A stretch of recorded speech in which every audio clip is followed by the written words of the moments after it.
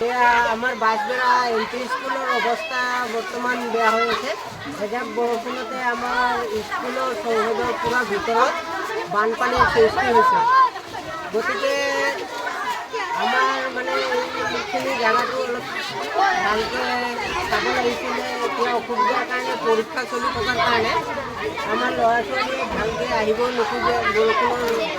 অলপ বৰষুণতে ভৰি যায়। মোৰ নিজৰ ল'ৰাইটো বৰ্তমান পৰীক্ষা দিব আনিছিলোঁ, মই লৈ আহিছিলোঁ। তাৰ কালি পানীত সোমোৱাৰ কাৰণে জ্বৰ উঠি আছে।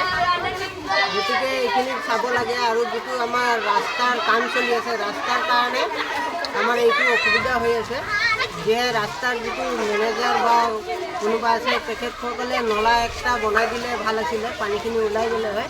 বৰ্তমান আমাৰ স্কুলটো মানে অৱস্থা বেয়াই।